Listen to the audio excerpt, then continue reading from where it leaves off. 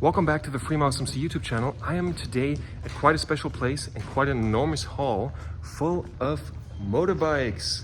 And we are today going to ride something quite special that I'm going to share my first impression of and just the fun of riding it. And that is going to be the Kawasaki ZH2, a supercharged motorcycle. And however, before we get to ride that, we're taking a small spin on a sport tourer for now, and a few other bikes, but the thing I'm looking the most forward to, and that I'm definitely going to show you guys, is the Kawasaki ZH2. The first bike today before riding the 200 horsepower ZH2 is the Ninja 1100 SX, a sport tourer. And sport tourers are really often an overlooked class of motorcycles because they are actually so fun to drive, because they give you a lot of the sporty performance of a super sport without the back-breaking seating position. And when it comes to road touring and when mostly riding on road, I think there's nothing quite like it. And that's also why I owned a sports tourer for a really long time myself, and the Kawasaki Ninja 1100 SX does a really good performance here, especially with the quick shifter. It's so fun to drive, and I really like the 4-cylinder engine. It feels so good and still so powerful, even though you don't have the performance that you would get out of a super sport, but that's not necessarily necessary on the street.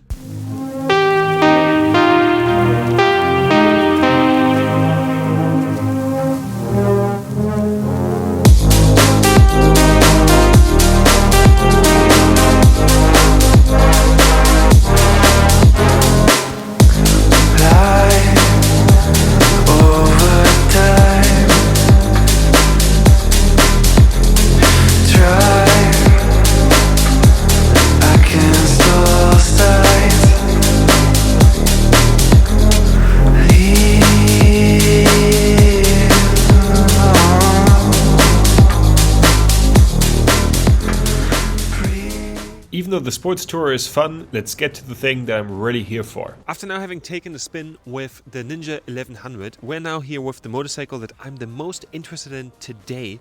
It is the Kawasaki ZH2 SE. And we now don't see the bike from the side with the exhaust. Usually in a video like this, you would show the bike with the side of the exhaust, and that has a reason, because this motorbike has an asymmetrical design here with this intake for the supercharger. And just the idea that this motorcycle has a supercharged engine is so wild, and it's such a unique thing. And also now looking here from the top of the motorbike down and seeing this part here reminds me a little bit of the Millennium Falcon, and I'm very curious how this is now going to ride and produce its power, and also really importantly how the engine is going to sound.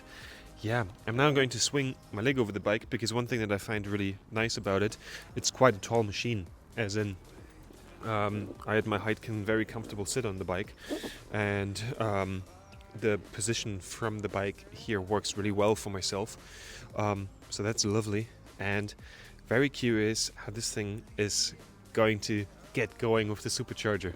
200 horsepower at 11,000 RPM and 137 Nm of torque at 8,500, and that with a supercharger. I'm so curious how this bike is going to drive and sound.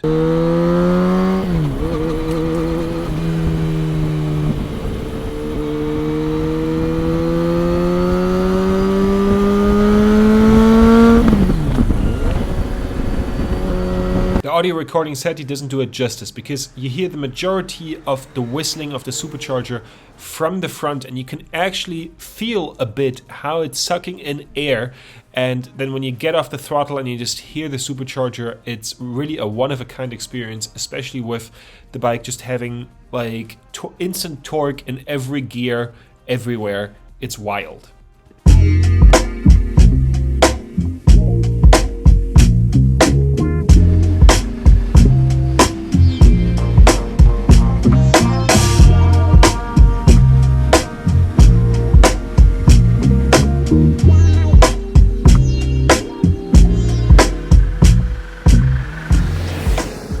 It's a bike where the word characterful riding experience is truly fitting, because it's a one-of-a-kind experience with the supercharger, and it's so special and so fun to drive with that. However, the bike could really benefit from a steering dampener, because if you open up the throttle all the way, the front can get quite light and a bit shaky. But all in all, what a great bike, and just what a great engineering marvel to have a supercharger on a motorcycle, and that from the factory. After that, I got the chance to ride the Z900 over the Autobahn, sadly not the ZH2. I would love to have tried that out on the Autobahn.